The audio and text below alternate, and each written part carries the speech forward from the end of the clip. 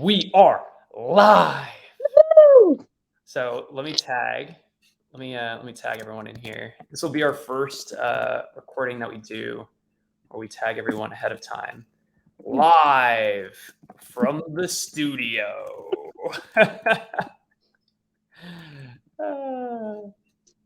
Perfect. Oh, dealing with stress. There we go. Awesome. Posted. Before we get started, what do you think about my shirt? I was just about to say something because you mentioned it the other day. Oh, yes, your swag is looking on point. It's a different one, right? I've been waiting, or maybe not waiting, but I've been thinking for a while. I'm like, I need my polo. Like I need my embroidered polo. So I finally got it, and it's great. Anyway, I like it. It was actually too big when I got it. So this is a large, and I am maybe slightly large as an individual. I mean, look, I'm not trying to, I'm just saying, Just saying, there's just something showing. there's something there. But at the same time, it was way too big. It felt like a dress. But I washed it, and this is gonna blow your mind. It shrunk. What? I gained 20 pounds of muscle Overnight. in 3 days or 2 days, yeah, overnight, or it shrunk. More? You can go with either story. I think both are equally believable. Yeah, equally believable. Yeah.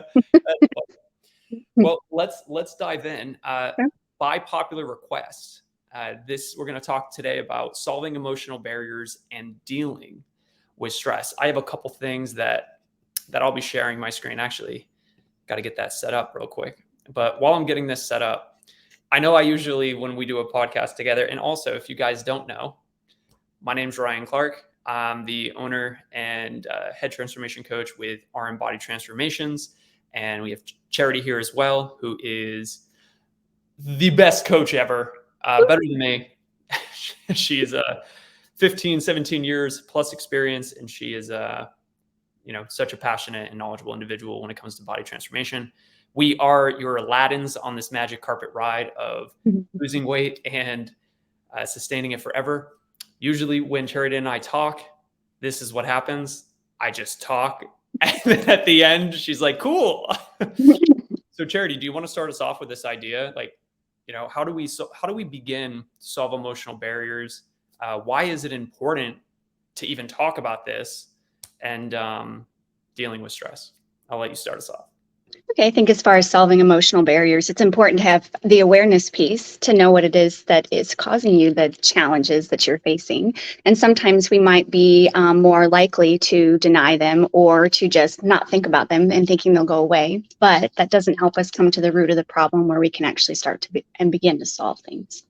Sure. So if we can start maybe at the beginning, do you believe that the reason solving emotional barriers and dealing with stress, kind of what's in our head, is important because it allows for all the mechanics of fitness, nutrition, and accountability to be effective?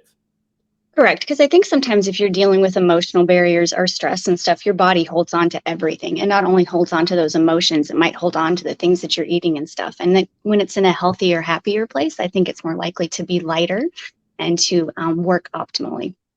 Sure. And that can be from a feeling perspective, but even just a pure results perspective. There's actually, before we dive too deep in, I'm a big fan of like thinking through frameworks. And I love thinking about why things matter in regard to physical transformation. So let me share my screen in a different way. I'm going to bring this up. We're going to bring up the window.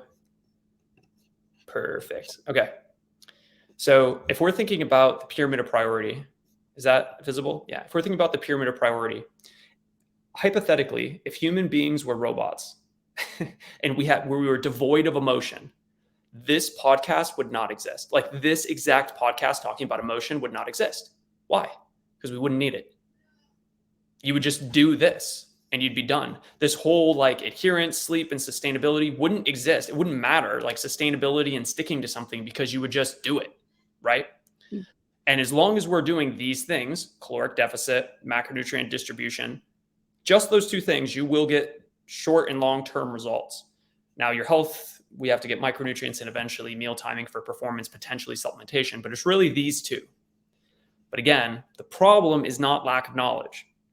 It is the lack of adherence. So that's what we're talking about today. How can we be more adherent? How can we stick to something more? Would you kind of agree with that rough idea of why it's important? Yeah, I agree. And that wraps up into like our belief systems, like what we believe is true and what we believe we can do and stuff. And that, of course, has emotional ties. Definitely. Yeah, I agree. So how do we start? Right? I have my frameworks, but I want to be a good facilitator of communication. So where do you start? So if you have when you're experiencing stress in your life, where do you start? How do you what's step one? Awareness, Okay. sitting still maybe long enough to feel the things and actually take a step back and a look at what's going on, to see the forest through the trees, whatever it is, or trees through the forest. Yeah, so it's the awareness piece. And I think that does take a pause, Yes. an intentional Appreciate pause. that. So do you feel like the majority of people innately have that ability, or do you feel like that is something that has to truly be like a muscle? It has to be developed. I think probably the muscle. I think because most people's kind of natural reaction is to run away from something that's causing them stress, which usually just adds to it. So I think most people don't want to take the pause. They just want to keep moving. And which is, I think that's kind of, I don't know if that's automatic. That's a culture thing that we're just taught that you're just supposed to keep doing, but we forget that we're actually human beings. And sometimes that, again, that takes pause. Yeah, I agree. Do you think too, or I think it might be part of the, just it's uncomfortable to pause, right? I mean, we live in a distraction culture. All the apps on our phone, all of like the notifications that are constantly going off. It's if we were to really think, maybe someone who's just entering this community, when the last time that they really sat down, and I've been victim of this the most in the past, it's probably been weeks or months. It's like, and it's tough to sit when you feel like the world is crumbling around you. And I don't mean in like a political way. What I'm talking about is more just your personal life and how you perceive it, right? If you're constantly like in survival mode, gotta go, gotta do this thing quick. You gotta hustle. You're in the rat race almost. A hurried heart, and you're putting out fires, but you're not actually making any progress or headway because you might be putting out ones that weren't for you to put out. I agree. Or that don't matter, truly. Like when we sit down, we realize that, oh man, maybe some of the actions I'm taking aren't really that relevant, don't really matter to my transformation, don't really matter to my grand mission. But until we stop and think, we don't really have those opportunities for discovery. Okay. So once you have awareness, what's your next step? Reality. So I try to look at what reality is, and as uncomfortable as that might be, and you might find parts that you don't like, but you can't change what you don't know. So just sitting there and kind of figuring it out, and and being very honest with yourself, because sometimes some things that we think in our head aren't actually true, but we don't take the time to sit down and be like, well, where did that thought actually come from? So if you have this fear, I remember reading a story that someone was so afraid about their finances, and she kept asking like, why? And she eventually thought she would end up as like a bag lady on the street. And then so go to that route and be like, okay, but would that really happen? You have friends and family that you could turn to, you have this support system. Did you remember? So it helps you have a different perspective if you actually look at it realistically. And probably takes away of some of the intensity of worst case scenario, bringing you out of fear. Yeah. Exactly. I mean, when we're fearful, when we're fearful, we're not ourselves. Isn't it like the trolls when they say people make bad choices when you're mad or scared or stressed? Yeah, that's true. It's a song.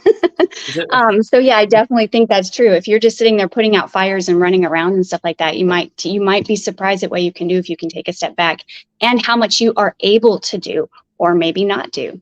I like that. That's cool. Awareness, reality. What's the next step for you? My next step is action. Okay. So that might mean delegating tasks, or that might be, I'm not going to do anything, because inaction can be action.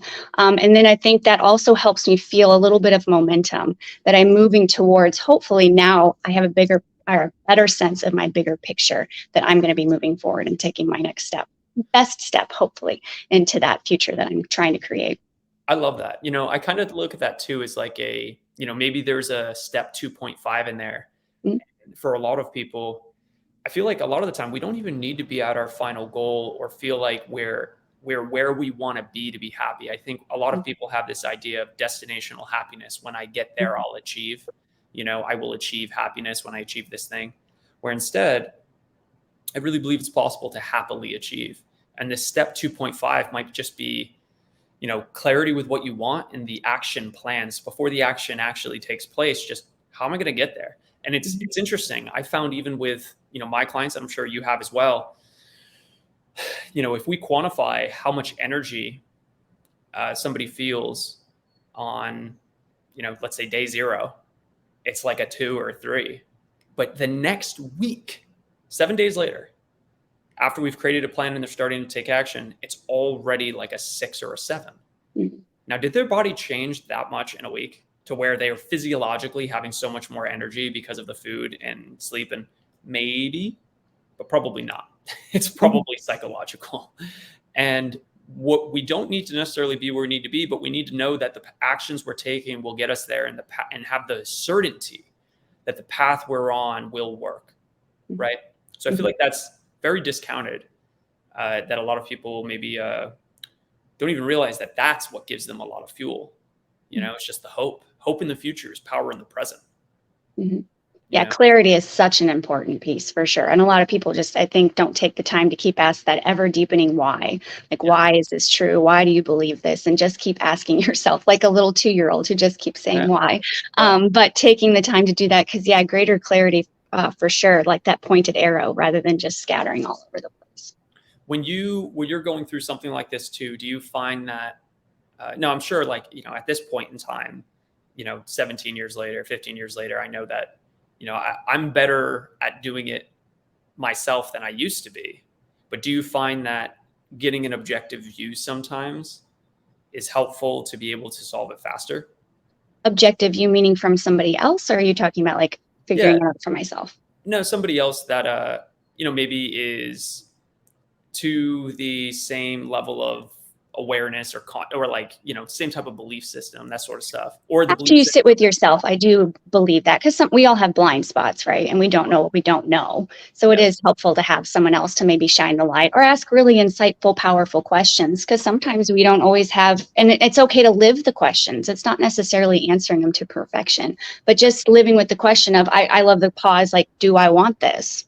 That could be across the board. Like, do I want to eat this food? Do I want to do this action? Do I want this? Yes. But just, so I think it helps to have an outside perspective sometimes as well. But I do want to say, like, please take the time to listen to yourself too, because I do believe your body knows and your intuition and stuff like that. But other people, that's what we're here for. Yeah, support. For sure. Mm-hmm. Yeah, and it's cool because, if somebody is not yet skilled in this way of like awareness or, whatever it is, it's teachable, it's learnable. Mm-hmm. It doesn't have to be something that you were born with, that you're just, you're naturally this way or that way. Right. You can learn. Mm-hmm. And I think that's probably one of the most encouraging things about really wherever you are on your journey, whatever goal you want to have, whatever character traits that you want to have, you can have. You can be in your 30s, 40s, 50s, 60s, 70s. My oldest client was 78, never exercised a day in her life, got off all her medication, lost, I think, close to 50 pounds. Crazy, like her name was Lynn. She was really awesome. And, she's sustained a version of it ever since. Like one of the funny things is like, you'll figure out what is important to you as we go. Like with Lynn specifically, she lost 50 pounds. She got to that point and she was like, you know what? I want to eat more. I'd rather gain 5 pounds, eat a little bit more. And like, that's my life. And I'm like, oh, let's do it. And that's what it was for her. It was trade-offs. Mm-hmm. But, she was able to find that for herself. Okay. So we're thinking about it. We got awareness. What was number 2? Well, 2.5 was clarity, and then reality, or reality and clarity with the awareness. Yeah. And then action. But what's after action? Is there any after action? I guess assessment. I mean, look back and see how you're doing again. It just circles back to awareness, right? Yeah. Like it always comes full circle. So I would say come back to your awareness and clarifying again and see what your next best step is, because you can only do one at a time, right? Yeah. I think we're so busy, or we're so much like, oh my gosh, I have to do this, I need to do that, and I need to do this. And then by doing one step at a time, you're going to have more opportunity to experience happiness during that journey, as opposed to just always thinking about the destination. Totally. Which is where happiness only is in the present. That's true. And that actually goes a couple things there. I mean, that goes right in line with this idea of finite and infinite games for the podcast I made yesterday. Mm-hmm. It's like we truly have to optimize for the journey, because if we're thinking about this as an end state, the odds of us failing are very high. Right. You have to be able to optimize for starting this and never stopping. So truly optimizing for the journey. You know, before I get to the 3 ways to deal with stress, there's one more piece to that. Oh, I might say like a step 4 is test and iterate. Okay. You know, I think that a lot of what we do is really just trial and error. It's test and iterate. The reason that these programs aren't like, 12-week, 24-week, 52-week, here's what it is. I'm just going to keep you accountable. Let's do it. Like even on the psychology side, like the reason that that's not prefixed and we follow frameworks instead, giving you what you need when you need it, is simply because like it might not be applicable to you at that time.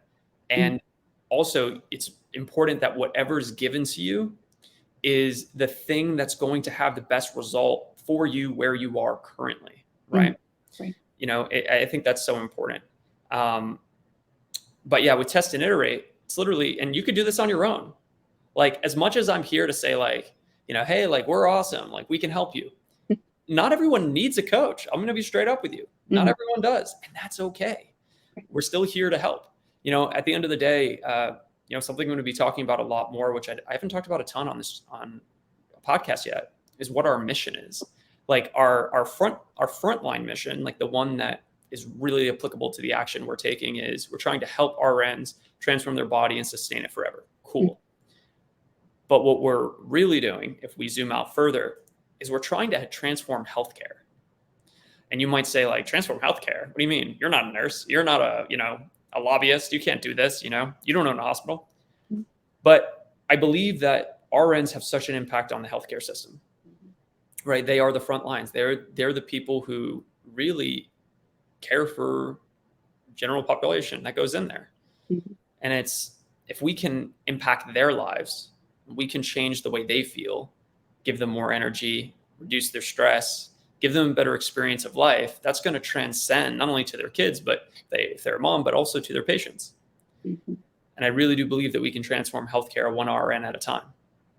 Like when you feel your best, you make less errors on the job too. Like it's an unfortunate part of the job, but like you're going to make an error that could end somebody's life. Right. It's like, imagine if we could avoid that. And think of all the people that they're touching too, or, literally touching. And by leading by example and stuff too, how much of a big impact that could have, a ripple effect in the communities. And I saw something that says healthy is contagious, just like sick is. And I was like, oh my gosh, I love this. And I love that nurses too, you can work in so many different aspects. It's just not behind a hospital or a doctor. They could be in a rehab center. They could be out teaching and educating kids in schools. And so, yeah, the amount of people that they can touch in their lifetime is amazing. It really is. It's funny too, because I actually have a couple clients right now that are like, I want to do what you do. Like, I want to be a coach. And it's like, how cool would that be if, as they get trained and get their own transformation down the line, it's like somebody that, has lived as an RN as well, to be able to help others. I think it's a great idea. But yeah, test and iterate's the name of the game. Test and iterate. Whatever you're doing, see how it goes. What did it go as planned? If it didn't, that's okay. Test, or you tested. Now let's iterate. Let's change. How can we make it easier? How can we make it more effective? What did we forget? Like, what was the obstacle? Did we forget to do it? Was it like too much work? Did you not feel motivated to do it with this other stressor? Like, what is the reason? That sort of thing. So. Yeah, I agree. Like, experiment and have curiosity about it, because it kind of needs to be a little bit fun, So it's just like, that didn't really work well for me. Let's try this. What about that? And I think just to have maybe a little sense of play when you come into it would make it a little bit more fun too. And that's what we're doing, right? I mean, we're optimizing the game for starting, never stopping. So it's like, you may as well just have some fun with it. Mhm. I love it. So going to the 3 ways to deal with stress. Let me pull that up here. Boop, boop, boop, boop. Oh, there we go. 3 ways to deal with stress. So the 3 ways that I think of are, we can deal with it at the source, we can change the way we view it, or we can change the way we cope with the stress. So let's start with the source. If we change it at the source, it means that it will never happen in the first place. Some examples of the source could be work, right? The source is work. Well, can you change something about work? Potentially. So maybe you could influence the source, but this also then goes into the 3 circles of influence. The first circle is what you can control. Can you control work? No. That's in the second circle. You can influence your work, but ultimately you can't control it. And then the last circle is like things that you have really no control over, which is like, the economy and whatever. So it's being able to influence the things you can influence, say whatever to the things you can't, accept them, and then being able to control the things that you directly can control to give you a sense of power. So when it comes to the source, you can attempt to change it. When it comes to the source, you might say, okay, well, what's another example? Can you think of any quick examples there, Charity? For as far as going to the source, I'm just thinking of the serenity prayer right now as you're saying that, with the realm of influence and stuff in the ever widening circles, and how we need to know what we actually have influence and power over to change. And usually it's just ourselves. And that's hard enough. Yeah. No, I love that. Actually, I'm going to make a quick note to make a visual for the 3 circles. 3 circles of control. Yeah. I agree. I think giving up control, I have one client, I won't name her, just in case she doesn't want me to. But when we started, her stress was a 10. And she was like, really just, like, you could see the tension on our first call that she was holding in her body. And just about 2 weeks later, after starting to introduce this type of idea, as far as like giving up control, oh my God, she was like a new woman. She got her hair done. She she's taking care of herself. She was doing only the things that she could control. Anything she couldn't, she'd just go, whatever, whether that means her kids, her husband, things at her work. Again, she can influence those things, but she can't control them. So control is an illusion, right? Just like maybe certainty could even be one too. I don't know. Yeah. I mean, obviously it's all in our head, but yeah, I think there are definitely things we can control. Like we can control, obviously how we view it. We can control, like if the source is, like here's an example, 3 ways to deal with stress. Maybe a source that you can directly control that's in your center of influence. Let's say that you're rushing in the morning, and every time you rush in the morning, you like get anxiety, it increases it, and that increases stress, right? So it's like, well, how can you make sure it never happens in the first place? You can control that the night before you take all your stuff and get it ready. That's like a really simple example. But that'd be an example of ripping it out of the source, right? I know that sounds intense, ripping it out of the source. I think maybe for me, control sounds intense. Mine would maybe just change. But I mean, it's all kind of the same. But yeah, what do you have power over? What's like an empowerment kind of thing? What can I actually change, and what can I do to help me have a better morning, or to manage my stress better at work, or wherever it is? Definitely. Yeah, I like that. So if we are not going to rip it out of the source, which I know sounds intense too, then number 2, we can change the way we view it. Now, this is sometimes tough to do on our own, again, when we're the subject, but this is where like cognitive behavioral therapy comes into place. And that's just a really fancy term for asking the right questions, right? It's just like, hey, is that kind of like what you're talking about? Is this reality? What happened? What does this mean? You see, a lot of times we give meaning to things as it happens unconsciously. So it's like you said, being aware. Okay, what's the reality? Is this true? Is this not? And then, 2.5, what's the action plan? How can we change maybe the way we view it? Right. I like it. I like how these are going hand in hand. It's just different ways for saying the same thing. Yeah, it's true. A lot of times this is wisdom that's been spoken about for ages and stuff, but sometimes you hear it in a different way or you're just ready to receive it and you get it and apply it. Totally true. I had a mentor when I was growing up say we need to be reminded more than we need to be taught. That's true. You know, and I mean, we live in a distraction culture, so it's like, you know, a lot of things that we may know but we're not applying is just because we're overwhelmed. You know, it's like if your anxiety or stress is high, getting more stimulation is probably not the thing we need. And I'm saying this from experience, right? Having struggled with anxiety and just like stress in the past. And then I would be like, just because you're feeling that, you're on a cycle, and then you're like trying to distract yourself with more stimulation. But then the second you go to sleep, it all comes to you, and now you're not sleeping well, and so on and so forth. Right. So being able to get to the root instead of just trying to, you know, put a Band-Aid on it, you know, like putting a Band-Aid on a cut doesn't make the cut better. Right. You know, like you have to put on Neosporin, you have to like drink water, you have to like sleep, right? Increase your recovery. Right. Pause. So, yeah, pause. Right. So we have those two things. We got ripping out at the source, change the way we view it. And then the last way is change the way we cope with the stress. So let's just say that the source, you know, couldn't be changed. Let's say the change the way we view it. We did our best and it just sucks. Now, I will say, I don't want you to go to number 3 all the time and be like, well, nope, that sucked, and then just move on so you don't have to do the work. Like even things that are like, I'll talk about maybe one that everyone will experience at one time or another is like the death of a family member. And you know, the immediate view is this sucks, right? It's like it feels like the sense of loss. And I will say, if there's any emotion that screws us up the most, it's the sense of loss. But just like you had said, certainty, loss, all of these emotions are an illusion, right? They're not tangible. They're not real. It's how we are experiencing it between our 2 ears, right? Did I lose you? Are you still here? No, I'm we're just thinking about like, as far as changing the way we view it, I sometimes wonder about the words that we use.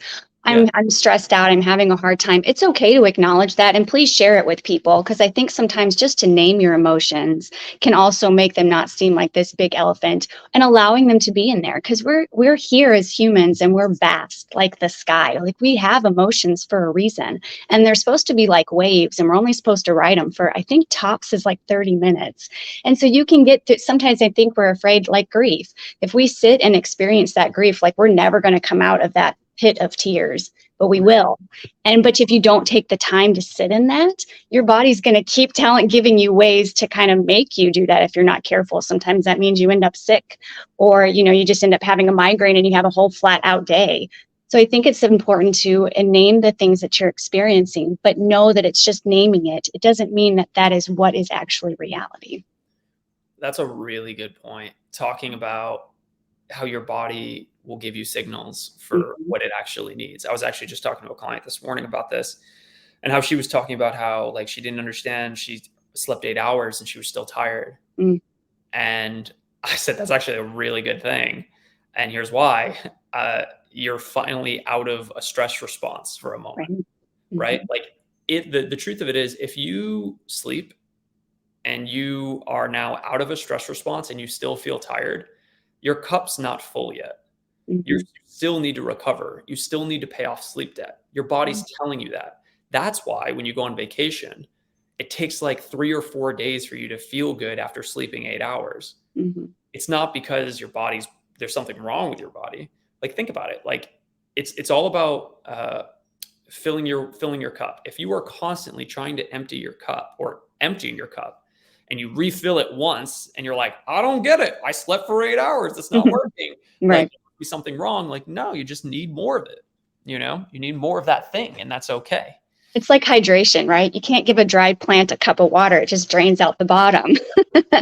But sleep and hydration, kind of the same thing. And I think too, I read something that it said depressed is your body telling you that you need deep rest. It's Ooh, not, it doesn't have to be. I mean, there is a diagnosis for some of this, and I'm not discrediting any of that, no, but no, but I sometimes it's just your body telling you. And I didn't know this either, or just learned this recently. Your body kind of oscillates just like everything does in nature. So you have times of high energy and times of low energy. But when we get those dips, we tend to want to caffeinate and spike back up, or we do something, to input. But sometimes it's okay to just, your body's telling you it's time to take a break. It's time to drink some water. It's time to go to the bathroom. Maybe take a moment and take 5. yeah, But when we don't do that, we do end up working in a deficit at a certain point. And then you're like, man, 8 hours still isn't enough. Because then yeah, maybe you needed to give some of those little pauses throughout the day and listening in. Again, it always comes back to awareness. I feel like I use that word so much, yeah. but it's so important and so true. Wow, so much good stuff there. Mhm. Starting with like the deep rest. Like, yeah, I'm a big fan of identity. This idea of who we the strongest force in the human personality is staying consistent with the way we see ourselves. So if we label ourselves with I have depression, that is probably one of the worst things you can do, Mhm. in my opinion, because what that does is over time, you are now creating your identity as I am. I have, you Mhm. are. Mhm. That's not good. Now, Mhm. don't get me wrong. Do I feel depressed sometimes? Do I experience depression? Yeah, everyone does. Am Mhm. I depressed? Do I have depression? No, it's not something I'm carrying. It's not something that's a part of me. Mhm. Like, no, right? My I ams, the things I'm carrying with me are things that empower me, Mhm. right? I am an athlete. I'm a business owner. I'm a dad, right? I Mhm. am caring. I go the extra mile, whatever it is, right? I am is so powerful. The strongest force in the human personality is staying consistent with the way we see ourselves. And that's why all the actions we're taking are starting to create a new identity for yourself. Mhm. Once you create that identity of, oh, this is just what I do. This is who I am. Like, Mhm. no, it's like, what do you mean? Like, I got to work out before work. What do you mean? I just start my day and I work out. Mhm. Once you start getting to that point, it's harder. And I was telling one of my clients about this. It's harder to stop Mhm. than it is just to do it. Right. Right. And this is the invisible forces that really control us. These are the invisible forces that can like transform your life forever.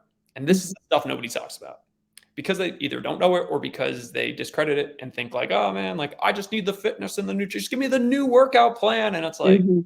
we're really looking to sustain this thing forever. Right. 80% in the mind.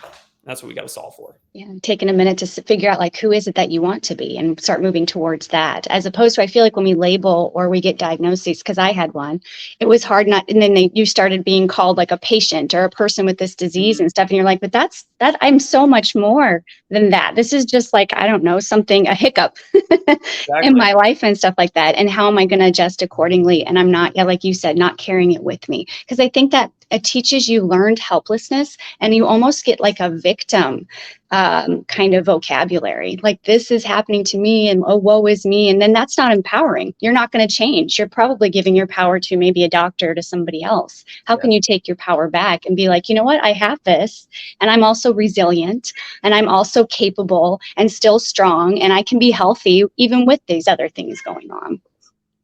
Really well said. Yeah. Got goosebumps. Take Ooh. your power back. I mean, it's totally true. Mhm. I feel like the other thing that can be destructive and we should all watch out for is something that is actually really harmful for me, achieving a human need that we're not aware of. For example, I've known relatives that have gotten diagnosis, and once they get a diagnosis that is, it's a mental disease, right? Mhm. Families started paying attention to them. Mhm.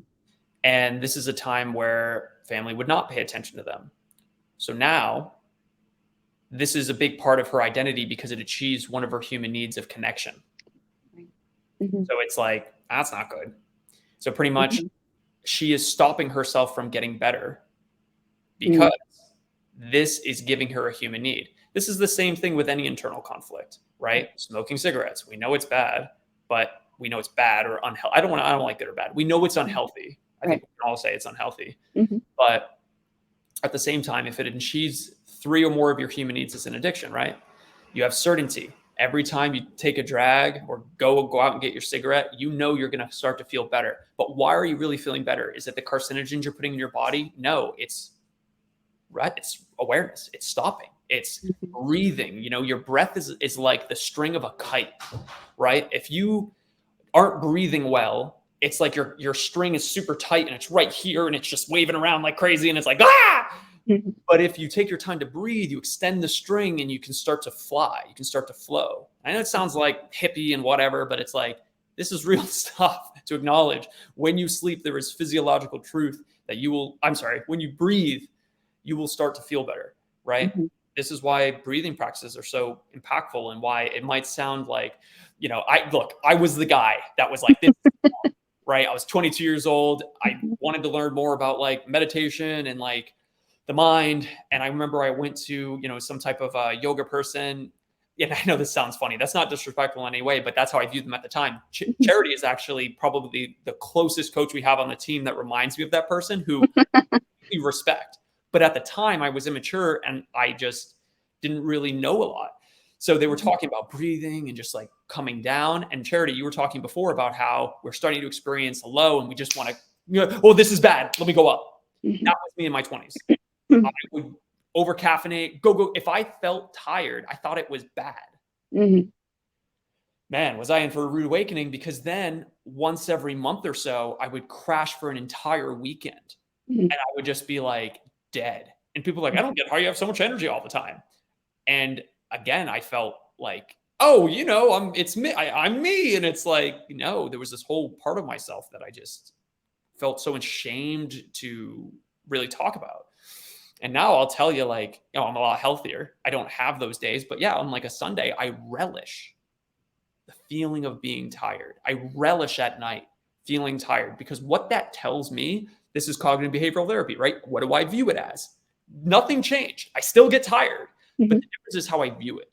I view tired now as, man, how awesome that I'm a human being and I worked today. I worked. And that's why I'm tired, because I put forth energy and this energy helped people. That's great. Number two is like, I'm not in a stress response.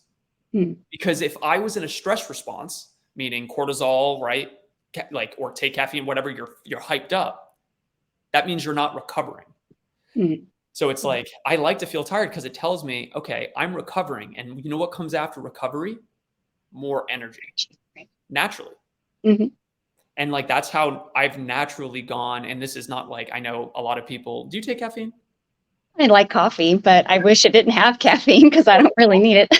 I used to over caffeinate 400 milligrams of caffeine a day. I know some people use more, but that was my thing. Where for me now, I do 30 milligrams 6 days a week when I wake up with just this little concoction. And then I do a pre-workout, which is 60 milligrams 3.5 days a week. So it's like my average caffeine consumption is about 50 to 60 milligrams a day compared to 400. And that's something I can sustain. I'm really proud of that. Like for me, that is like something that was so huge, because I thought, man, I could never feel good without caffeine. I thought it was going to be impossible, because I would always equate it to how I feel when I don't have caffeine. But it's because there was such a wide peak and valley and I was overstimulated. Where now it's like I'm much more mellow, but the whole bar is rising. You know, I feel so much better all of the time, you know? So. And we're so used to kind of being on that anxious wheel and stuff that even if you sit and have experience contentment or calm, it's uncomfortable. And we think, oh, you know, we're sitting still, you know, and but to your point too about rest, that's a day well lived. If you're going to bed tired, that means you're kind of supposed to die empty, right? So putting in the effort that you have for the day and then rejuvenating and folding those proteins and brushing your brain, whatever it is that your sleep does, is so important. And yeah, for it to be kind of a sacred thing, I think sometimes we just think we spend half of our lives sleeping and so how important it is to have, and dreaming, right? How important that is to get those REM cycles and stuff. I don't think we give enough credit to it anymore. And I think also we think we're supposed to get 8 solid hours. And if it's not 8 solid hours, we didn't sleep like a baby, which is such a joke. I was just talking to someone about this the other day. It's okay if you get up, sometimes when you get older, you get up in the middle of the night. Maybe you're up for an hour. How can you treat that time as sacred instead of frustration? That's a kind of a quiet space where nobody else is around. And it's supposed to be closest to like spiritual realm and stuff. So, I mean, what if we just viewed sleep as this pleasure and this privilege and started making it a little bit more of a priority? Oh, those are a lot of P words. You're welcome. I like it. You know me, I love alliterations and frameworks. Yeah, I totally agree with that. Yeah, I think that's wonderful. Yeah, a third of our life. That's crazy to think about, huh? Mm-hmm. Going back to this last piece, because I don't think we finished it. The last thing is just changing the way we actually inherently just talked a lot about changing the way we view it in a lot of different ways, just in different contexts, like the tiredness, the sleep. So that's cool. That was totally unintentional. You're that good. It's all connected. I think it's beautiful. Yeah. So number 3, change the way we cope with the stress, which is like, it happened, it sucks. How do I cope in a way that serves me? Now, this isn't something that, I like to just swap things for. Where are we? There we are. This isn't something that I like to say like, okay, let's use food. So let's say you cope emotionally with food right now. The key is not let's take the food away and try something else, in my opinion. My opinion is still do the food, but let's find something else that you enjoy maybe as much or close, right? And the reason for that is if we take away the things you love, and this is, I think, why a lot of people are doomed to fail with body transformation, because they don't start with the end in mind and they take away everything they love, and then the stress comes and then they go back to these habits to cope with the stress. And it just so happens that they're destructive habits, right? So we have to solve the underlying, which is the emotional part, which is why this podcast exists right now, because that's what we're talking about. But yeah, so yeah, how to deal with it. So let's go to you. How do you cope? How do you start to cope differently? How would you even start to explore that? I think changing, maybe asking the different questions and changing the way that you're looking at it. Maybe this is a hard time, but it also is your time to build resilience. And maybe it's teaching you things. I guess that's how I look at stuff. I'm like, what can I learn in this? Because maybe I'm feeling like I'm failing or things aren't like falling into place the way that I want them to. But I think there's always a learning and a growth opportunity if you take the time and the pause to look at it and see. And I think too, we haven't spoken to this, but I think gratitude, even when you're having a hard time, there's still something to be thankful for. And that's not just like a blanket statement, just be like, oh, find the silver lining. But no, genuinely, like, and maybe you can even be thankful for yourself and how you're responding in this situation. And if you're not thankful, that's an awareness piece to be like, how could I respond differently? So I think gratitude and seeking out the joy in your life, because it's still there, even when things are really rough. And I think sometimes we have a tendency to forget that. And so gratitude, I just think that's an important piece that we haven't spoken of. Yeah, I totally agree with you too. Yeah, I feel like gratitude is hard, right? It's hard, especially in this world we live in of achievement, especially in the US. It's like very focused on achieving. And like everyone that's listening, right? Registered nurse, it's like you guys are like the pinnacle of career. A lot of you even go further and say, I want to be a nurse practitioner. I want to be a director of nursing. I want to be so on and so forth. And it's like, we're so reinforced by our parents, by society, and then by ourselves. It becomes part of our identity to work, and sacrifice. And then it feels like if you're not doing the thing, you feel bad, right? Then the opposite happens. You start to feel bad because, oh man, I feel tired. I'm not working. Like I want to rest, but I shouldn't. And this is how I used to feel. I used to feel guilty for wanting rest. That's just not the truth, right? We have to, one of our core tenets that we believe is for our coaching is empathy, not guilt. And it's empathy for you guys, right, as clients, and it's also empathy for you guys to have empathy for yourself. And that's a big part of this, because that's how the healing can start to take place. And I think a coach is helpful too for permission. Sometimes you just need to hear someone say to you, it's okay for you to sleep. It's you know what? Yes, that is a great choice. That is a very healthy wholeness choice. And sometimes we just need somebody to say that's okay. I don't know. Your coach can definitely help with that if you're not able to do it for yourself quite yet. It's funny. I I was just thinking, it'd be fun. And this is kind of a side note, but we should probably start these podcasts with client victories. That'd be really cool. With Just client what? Client victories. Oh, okay. That'd be awesome. Because I just thought of 2 that I want to share, but we've also been already talking for 45 minutes. I'm going to save it for the next one. But I think that'd be cool too, because, it's a nice opportunity to shout out, kind of like we do with the posts. And also it's a good opportunity for everyone to, create some hype for them. So this is going to be 2-pronged, which is good. Because, at the end of the day, I think one of the things that is that we're trying to cultivate so much with this group, whether you're a client or not, and I want to make this really clear, it's my mission, it's Charity's mission, to be able to help you even if you're not a client, right? So if our mission truly is to transform healthcare, there's going to be a lot of people that aren't our clients. Mm-hmm.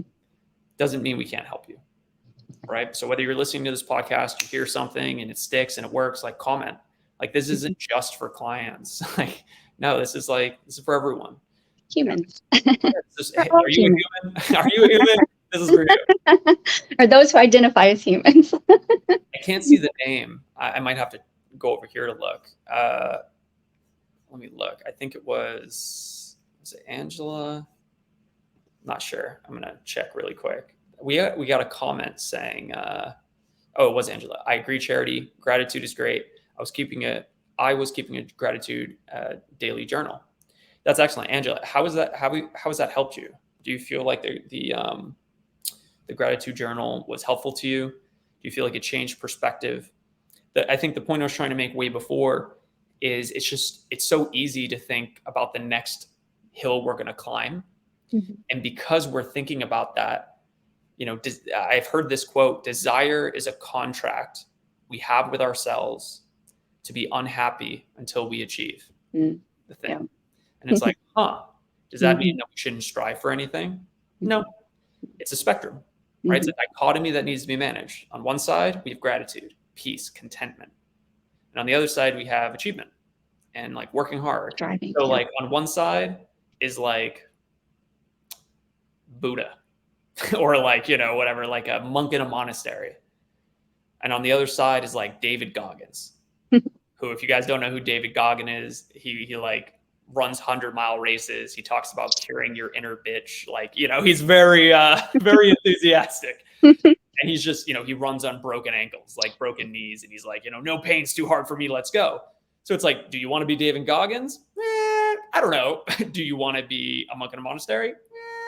I don't know. Do you want to be somewhere in the middle? And you got to find out what works for you, probably. But the majority of people, I would say, fall too much on the achievement side. And I am the greatest victim of that. Or not the victim, I'm the greatest culprit, I should say, of that in my early 20s. Very focused on achievement. And I was achieving and not depressed, but I would have mini victories. I'd hit the goal and be yeah, this is awesome. And that would last about a day. And then I'd set another goal and be, essentially trudging through mud for the next 5 months. And then I'd hit the goal, be happy for a day. And then I'd look back on my early 20s and I'm I could have enjoyed that so much more. And isn't that a high, the achievement you feel is happiness high, but if you don't come down from it, you have to keep going higher, right? So if you don't take the time to go back down, I don't want to say into the pit, but go down a little bit into that energy, you're just going to keep trying to strive higher. And then you're probably going to end up broken eventually. I mean, so it's taking the time to have that down and to acknowledge and express gratitude for everything. And hopefully to the people that helped you too. I agree. Taking the time to do that. This is a great nod to the hedonic treadmill, which we probably shouldn't talk about more, but we can talk about later. But just the idea that life, if we're thinking about life as a line, generally speaking, half of the time you're going to be above the line, half the time you're going to be below. And it oscillates. Yep. And this is why you have people, believe it or not, that have won the lottery and they rate their level of happiness and then they rate it 6 months later. So they say, hey, what was your happiness before you won the lottery? What is it now? So it was a 6 before, it's a 10 now. 6 months later, they're usually below where they were before they won. Isn't that crazy? That is crazy. You're telling me that I'm not going to be, and I know this sounds funny, but it's everyone thinks well, hey, give me the money and I'll figure it out. Right. It's I'd rather cry in my Ferrari, right? There is some truth to human psychology. It's a very interesting thought. I know we've talked for a long time today, and we could, like, this is why I like talking to you. Is I feel like we could just bounce back and forth, pitch and catch Mhm. for hours. Um, but we should probably end it because I feel bad for just kidding. But we should end it. It'll be good. Is there anything you want to add to this? Well, I can circle back all the way to the beginning and the things that we've talked about when it comes to breath and gratitude. Since your breath is free, you can always take a moment to just think I am as you breathe in and thankful. Or you can say thank you and then think of something. And I always try to remind people it's okay to be thankful for you. I think it's important to start there too. I love that. I'm actually going to look at one thing too. I'm going to share. I have a video, a YouTube link that I'll post that I really like. When I grew up, one of the impactful self-help, personal development people that I used to listen to a ton was Tony Robbins. Mm-hmm. And whether you love him or hate him, this thing specifically helped me a ton. And it's a morning guided meditation ritual. Mm-hmm. Yeah. And it's super impactful for me. I don't use it a ton anymore, but it really helped me to be able to get started. It plays some good music, it really talks you through. And I would say that 9 times out of 10, I would leave that feeling centered, feeling good. Awesome. So I'm going to drop that in the comments below, and then hopefully this helps you guys in some way or another. Mm-hmm. Any resources that you want to give that you think might help? Take a deep breath. Take a deep breath. That's the way. And a slow exhale, like you don't want to let it go. It's really that simple. And then you watch your posture change, your face softens, you soften your gaze so you can see things more clearly. Yeah. Such a simple thing. And it's it can be so easy and effective. It's very true. simple. So easy. Awesome. This has been a pleasure. Yeah. If you guys don't know already, this is on Spotify as well. So you can listen to us, not just on Facebook, but when you are driving to work and you need this extra motivation. This is great. I appreciate you guys for making it this far. I appreciate you for being here, Charity. And much love to you guys. Love you guys. Excited for your transformations. And I don't hesitate to say, if you need absolutely anything, client or not, feel free to reach out and we can see how we can serve you. Yeah, we're definitely here to serve. Talk soon. Yeah. Bye. Bye.